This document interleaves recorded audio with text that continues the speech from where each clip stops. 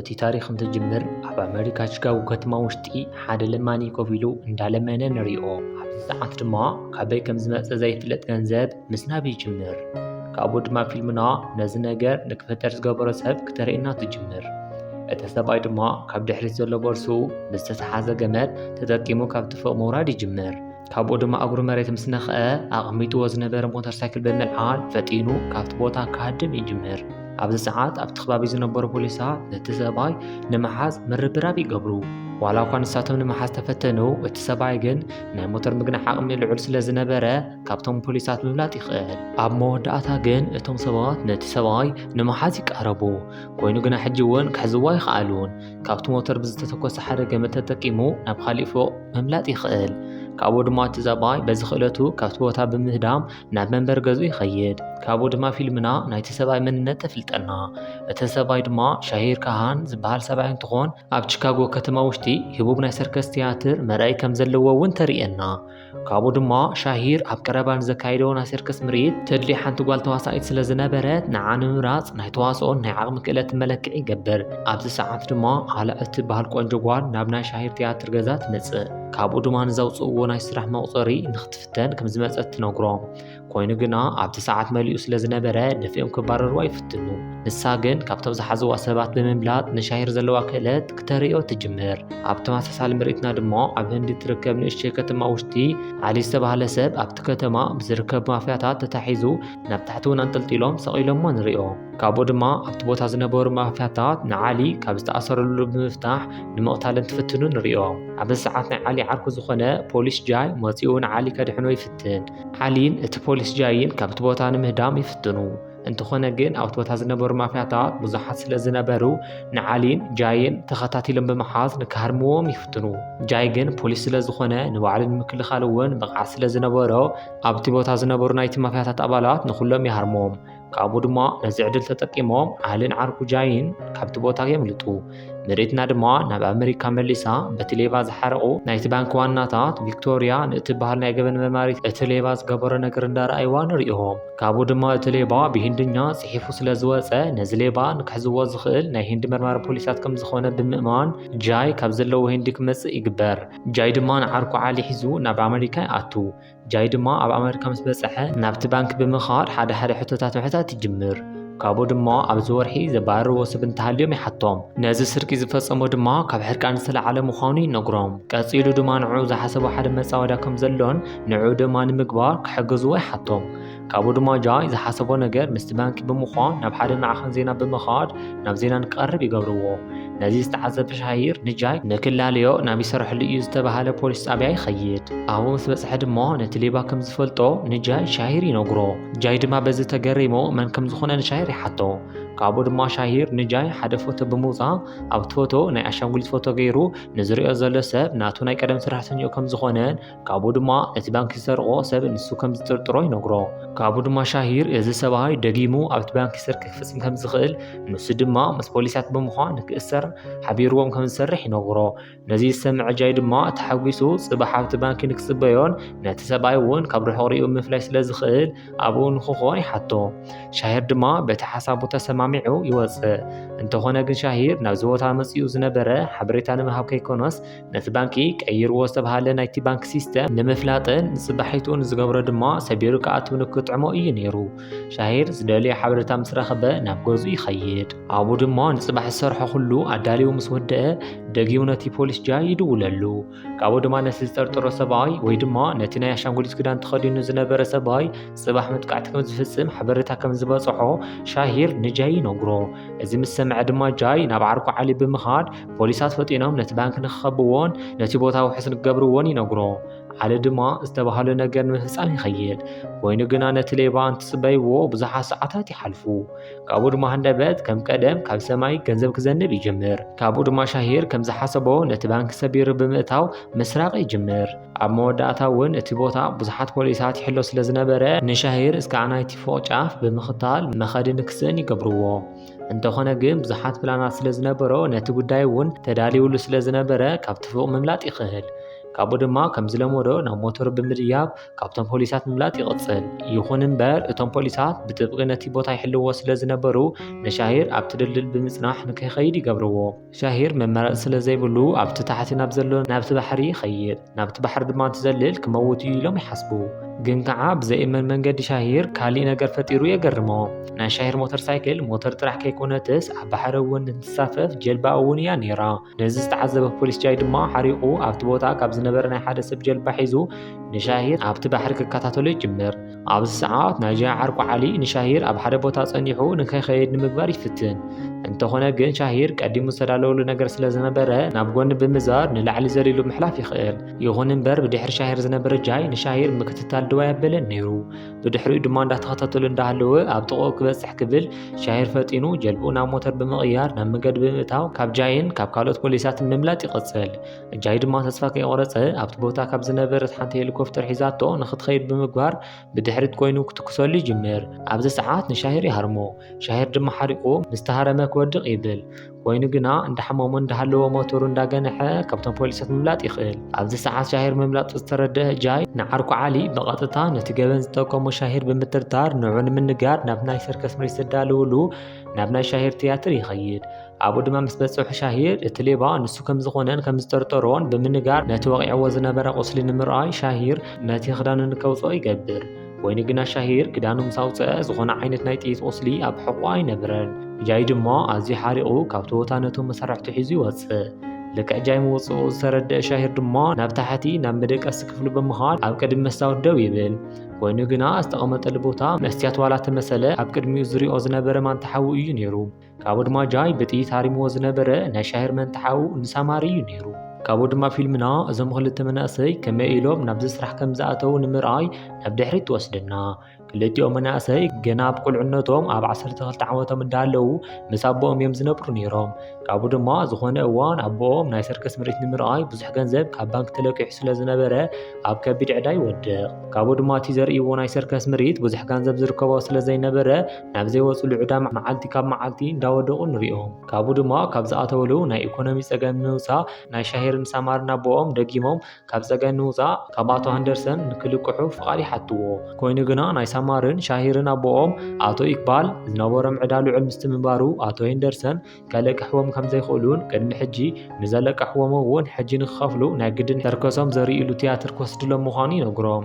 ኣብዚ ሰዓት ኣቶ ኢክባል ዝተፈጠረ ነገር ካብ ዓቕሞም ንላዕሊ ምስ ምንባሩ ኣብ ቅድሚ ደቆም ብዝሓዝዎ ሽጉጥ ንባዕሎም የጥፍኡ።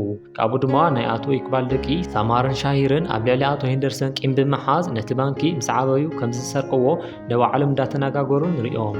ቀፂላ ድማ ፊልምና ሳማር ናይ ኦቲዝም ተጠቃዒ ምዃኑ የርእየና። ሳማር በዚ ምክንያት ድማ ብጣዕሚ ሕማቅ እዋን ድማ ኣሕሊፉ እዩ። ይኹን እምበር ሓዉ ኩሉ ግዜ ኣብ ጎኑ እዩ ነይሩ። ካብኡ ድማ ሻሂር ንሓዉ ሳማር ሓደ ነገር ይነግሮ። ንሱ ድማ ዝነበረ ኣብ ቀረባ ዝቆፀርዎ ኣላ እትበሃል ናይ ሰርከስ ምርኢት እተርኢ ከም ዝፈትዋ ንሓዉ ይነግሮ። ሳማር ንኣላ ኣብ ዝርያ እዋን ካብ መዓልቲ ናብ መዓልቲ እንዳፈትዋ ይመጽእ። ካብኡ ድማ ንክነግራ እውን ይውስን። ኮይኑ ግና ነዚ ክገብር ኣይከኣለን ነይሩ። ካብኡ ድማ ሳማር ንዓኣ ከም ዝፈትዋ ክነግራ ስለ ዘይከኣለ ንባዕሉ መዓልታዊ ዲያሪ ምፅሓፍ ይጅምር። ኣብ ዝቐፅል ምርኢትና ድማ ጃይን ዓርኩ ዓሊን እዚ ናይ ገበን ተግባር ንክፈትሑ ስለ ዘይከኣሉ ናብ ሃገሮም ህንዲ ንምምላስ እንትሓስቡ ንሪኦም።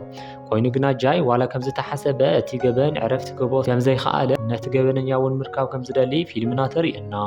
ዓሊ ድማ ኣብዚ ሰዓት ሕጂ ክኸዱ ከም ዘይብሎምን ነቲ ሰራእ እውን ክሕዝዎ ከም ዘለዎምን ንጃይ እንትነግሮ ንርኢ። ጃይ ድማ ብናይ ዓሊ ዘረባ ተነቃቂሑ ናብ ህንዲ ምኻዱ የቃርፆ። ካብኡ ድማ ሓቢሮም ነቲ ነገር ከመይ ከም ዝተፈጠረ ኮታስ ስለቲ ስርቂ ንድሕሪት ተመሊሶም ምርኣይ ይጅምሩ። ቀፂሉ ድማ ጃይ ዝኾነ ዝተሰሓትዎ ነገር ከም ዘሎ ብምሕሳብ ናብ ሻሂር ቲያትር ቦታ ይኸይድ። ካብኡ ድማ ልክዕ ከም ተቆፃሪ ሰብ ብምዃን ነገራት ከጽንዕ ይጅምር። ኣብኡ ድማ ንሻሂር ምክትታል ይጅምር። ኣብዚ ሰዓት ናይ ሻሂር መንተሓዊ ዝኾነ ንሳማር ይሪኦ። ጃይ ነገራት ምስ ኣጽንዐ ናብ ገዙ ይምለስ። ካብኡ ድማ ነቶም መሳርሕቱ ዝተፈጠረ ነገር ኩሉ ይነግሮም። ኣብኡ ድማ ንኽልቲኦም ሒዞም ናብ ሓደ መጻወቲ ኣትይዎም ዝሕዝሉ ፕላን ከውፅኡ ይጅመሩ። ካብኡ ድማ ጃይ ንሻሂር ዓርኪ ጌርካ ናብ መጻወቲ ክትእትዎ ከም ዘይከኣል ምስ ተረድአ ንሳማር ምቕራብ ይውስን። ካብኡ ድማ ናብ ሳማር ኮፍ ዝብለሉ ቦታ ብምኻድ ሕቡድ ብምምሳል ክቐርቦ ይፍትን።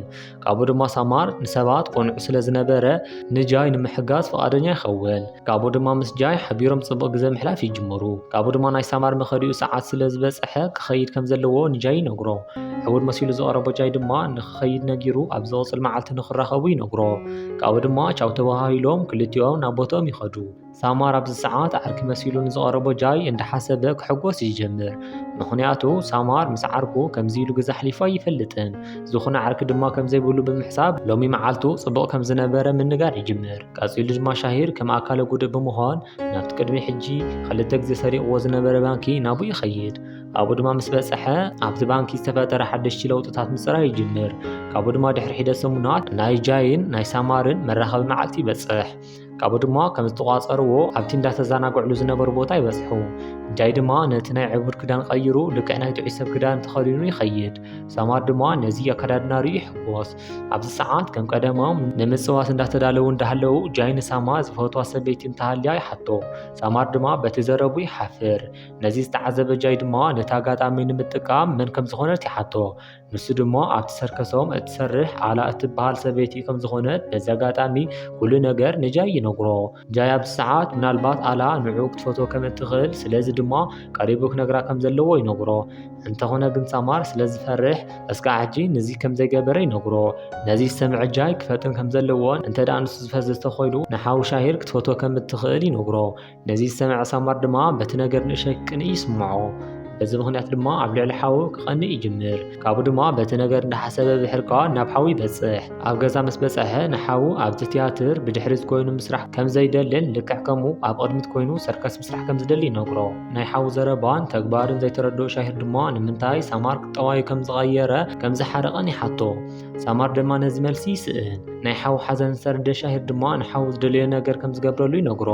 በቲ ዝተባህለ መሰረት ድማ ናይቲ ሰርከስ ዝረኣየሉ ሰዓት በፂሑ ሳማር ናይ መሪሕ ተወሳኢ ስልጣን ይወሃቦ።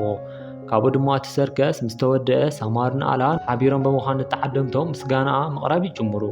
ኣላ ናይ ሳማር ኢድ ምስ ሓዘት ድማ ሳማር በቲ ነገር ብምድንጋጽ ልቡ ክታርም ትጅምር። ናይ ሳማር ምሕፋር ዝረኣየት ኣላ ድማ ንሳማር ንዓ ከይፈርሓን ንሳ እውን ከምኡ ከም እትፈትዎ ሓቢሮም ድማ ድራር ንክበልዑ ትሓቶ። ሳማር ድማ በቲ ነገር ኣዝዩ ይሕጎስ። ካብኡ ድማ ፊልምና ሳማር ምስ ኣላ ንዘለዎ ቆፀሮ እንዳተዳለወ ንሪኦ።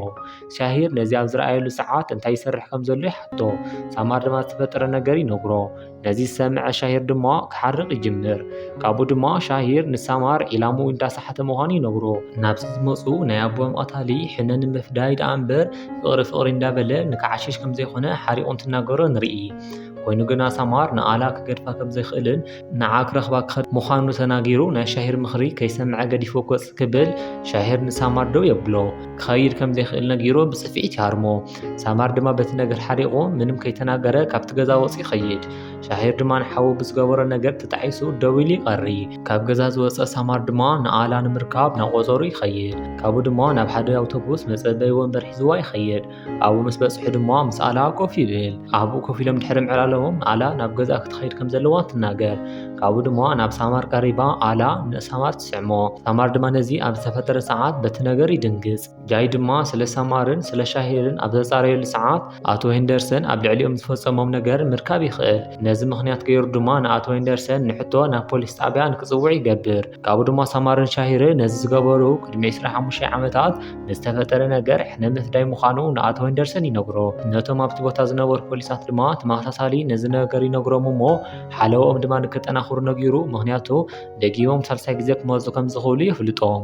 ካብኡ ድማ ጃይ ንሳማር ልዑል ሓዘን ስለ ዝነበሮ ንዑ ንምርካብ ኩሉ ግዜ ናብ ዝርከበሉ ቦታ ይኸይድ። ኣብኡ ምስ በፅሐ ድማ ንሳማር ይረኽቦ እሞ ንሓው ንክክሕዶን እቲ ገበን እውን ንሱ ይፍፅሞ ከም ዝነበረን ኩሉ ነገር ንሓው ከቃልዖ እንትነግሮ ንርኢ። ኮይኑ ግና ጃይ ንሳማር መሲልዎ ዝነግሮ ዝነበረ ሰብ ባዕሉ ሻሂር እዩ ነይሩ። ካብኡ ድማ ሻሂር ንጃይ ብከምዚ ዓይነት ነገር ድሕሪ ምድንጋፁ ወቂዑ የውድቆ። ካብኡ ድማ ናብ ናይ ባቡር መንገዲ ወሲዱ ኣብቲ ሃዲድ ብምእሳር ንከመውት ገዲፍዎ ይኸይድ። እንተኾነ ግን ጃይ ዝከታተሉ ዝነበረ ዓርኩ ዓሊ ናብቲ ቦታ ፈጥኑ ብምብፃሕ ጃይ ከይመውት የድሕኖ። ካብ ሞት ዘምለጠ ጃይ ድማ ነቶም ፖሊሳት ቀልጢፎም ነቲ ባንኪ ንክኸብዎ ይነግሮም። እቶም ፖሊሳት ድማ ብናይ ጃይ ትእዛዝ ነቲ ባንኪ ከቢቦም ይፀንሕዎ። ጃይ ድማ ምስ መፀ ናብቲ ባንኪ ኣቱ። ኣብዚ ሰዓት ካብቲ ናይ ባንኪ ኣየር መመሓላለፊ ቱቦ ውሽጢ ሓደ መርዛማ ትኪ ምውፃእ ይጅምር። በዚ ትኪ ምክንያት ድማ ኣብቲ ባንኪ ዝነበሩ ፖሊሳት ንክወፁ የግድዶም። ነዚ ኣጋጣሚ ተጠቂሞም ሻሂርን ሰማርን ናይ ፖሊስ ክዳን ተኸዲኖም ይወፁ። ካብኡ ድማ ኣብቲ ባንኪ ተፃሒፉ ዝነበረ ሽም በቲ ዘፃወድዎ ቦምቢ ንክፍንጀር ይገብርዎ። ከም ዝተለመደ ድማ ሰማርን ሻሂር ሞተር ሳይክሎም ብምልዓል ካብቶም ኣብቲ ከባቢ ዝነበሩ ፖሊሳት ንከምልጡ ይፍትኑ። ነዚ ዝረኣዩ ዓሊን ጃይን ድማ ንሞተር ሳይክል ብምሓዝ ንዖም ምክትታል ይቕፅሉ። እዞም ኣሕዋት ድማ ዘለዎም ክልተ ተጠቂሞም ምሽካዕን ምምላጥን ይኽእሉ። ብፕላኖ መሰረት ካብቶም ፖሊሳት ሙሉእ ብሙሉእ የምልጡ። ይኹን ደኣ እምበር ጃይን ዓሊን ግን እንዳተኸተልዎም እዮም ነይሮም። ካብኦም ንምምላጥ ድማ ተኸፋፊሎም ይኸዱ። ካብኡ ድማ ጃይ ንሻሂር ተኸታቲልዎ ይኸይድ። ካብኡ ድማ ኣብ ሞተር ኮይኖም ልዑል ግጥም የካይዱ። ካብኡ ድማ ጃይ ንሻሂር ስለዘይከኣሉ ነታ ሞተር እውን ክቆፃፀራ ስለዘይከኣለ ካብታ ሞተር ይወድቕ። ናይ ጃይ ምውዳቕ ዝረኣየ ሻሂር ድማ ብኢዱ ሒዝዎ ዝነበረ ሓፂን ሒዙ ናብኡ ይፅጋዕ። ሻሂር ንጃይ ንምቕታል ዕላማ ስለዘይነበሮ ንክነብር ፈቐዲሉ ገዲፍዎ ሓዊ ንምድላይ ይኸይድ። ካብኡ ድማ ብናይ መከታተሊ መሳርሒ ተጠቂሙ ንሓዊ ይረኽቦ። ከም ዝተለመደ ድማ ሓቢሮም ምግናሖም ይቕፅሉ። ገበነኛ ንምሓዝ ተስፋ ዘይቆረፀ ጃይ ድማ ካብ ዝወደቐሉ ተሲኡ ምስ ዓሊ ኮይኖም ደጊሞም ንክልቲኦም ኣሕዋት ምክትታል ይቕፅሉ። ነቶም ፖሊሳት በዚ ኩነት ከምልጡ ከም ዘይኽእሉ ዝተረድኡ ኣሕዋት ሞተሮም ሒዞም ናብ ሓደ ጀልባ ይኸዱ። ነዚ ብድሕሪት ኮይኖም ዝርእዩ ዝነበሩ ጃይን ዓሊን ሞተሮም ናህሪ ብምውሳኽ ዘሊሎም ናብቲ ጀልባ ይኣትዉ። ካብኡ ድማ ነቶም ኣሕዋት ኢዶም ንክቡን ሕጂ ኣብ ከይዲ ፖሊሳት ከም ዝኣተዉ ይነግርዎም። ኣብዚ ሰዓት ናብ መፀወሪኦም ምእታዎም ዝተረድኡ ኣሕዋት ከም ዝተለመደ ኣብ ሞተሮም ምስ ገጠሞ መሳርሒ ክልቲኦም ካብቲ ጀልባ ዘሊሎም መምላጥ ይኽእሉ። ንፅባሒቱ ንግሆ ሻሂርን ሰማርን ካብ ኣሜሪካን ከምልጡ ናይ ኣሜሪካ ፖሊስ ንኣላ ብሄሊኮፕተር ብምሓዝ ንሳቶም ይርከብሉ ናብ ዝተባሃለ ቦታ ይኸዱ። ሻሂር ድማ ነዚ ኣብ ዝረኣየሉ ሰዓት ሰማር ብከምዚ ዓይነት ክኾን ስለዘይደለየ ኣብቲ ቦታ ምስ ዝነበረ ጃይ ንክደራደር ይኸይድ። ካብኡ ድማ እቲ ገበ ንሱ ከም ዝፈፀሞ ንዑ ድማ ናብ ቤት ማእሰርቲ ንክወስድዎ ኮይኑ ግና ንሓዊ ሰማር ነፃ ንክፍንዎ ይሓቶም። ጃይ ብናይ ሻሂር ሓሳብ ምስተሰማምዐ ሻሂር መጨረሻ ግዜ ንሓዊ ንምንጋር ይኸይድ። ካብኡ ድማ ካብ ሕጂ ንድሓር ሕነኦም ከም ዝፈደዩን ንሱ ድማ ንዝገበሮ ነገር ናብ ቤት ማእሰርቲ ክኣቱ ምዃኑ እስካዕ ሕጂ ንዝደልዮ ዝነብር ነፃነት ድማ ሕጂ ከም ዝሃቦን ካብ ሕጂ ምስ ኣላ ሕጉስ ሂወት ክነብር ከም ዝኽእል ይነግሮ። ነዚ ኢሉ ድማ ሻሂር ዕድመ ልክዑ ኣብ ቤት ማእሰርቲ ክሕልፍ ከም ዘይደሊ ነጊሩ ካብቲ ድልድል ክዘልል ይፍትን። ነዚ ዝረኣየ ሓዊ ድማ ናብ ምውጋይ ንሻሂር ንምድሓን ትፍትን ንሪኦ። ሻሂር ንሰማር ክፍንዎ እንተነገሮ እኳ ሰማር ግን ክፍንዎ ከም ዘይኽእል ይነግሮ። ካብኡ ድማ ሰማር ንሻሂር ንኣቦ ቃል ኣትዩሉ ከም ዝነበረን ካብኡ ድማ ንሓዉ ክፍንዎ ከም ዘይኽእልን ክሞቱ እንተኮይኖም እውን ሓቢሮም ክሞቱ ከም ዘለዎም ብምንጋር እቲ ሒዝዎ ዝነበረ ናይቲ ድልድል ሓፂን ይፍንዎ። ነዚ ድማ ገይሮም ካብቲ ድልድል ወዲቖም ይመቱ። ኣብ ዝቕፅል በሪትና ድማ ጃይ ብዝገበረ ነገር እናተጣዓሰ ንሪኦ። ኣብ መጨረሻ ፊልምና ዋላ እኳ እቶም ኣሕዋት ተመቱ ከም ሓሳቦም ግን ኣቶ ሄንደርሰን ባንኮም ከም ዝኸሰረን ካብ ስርሖም ድማ እንዳወፁ እንዳረኣና ፊልምና ኣብዚ ትውዳእ።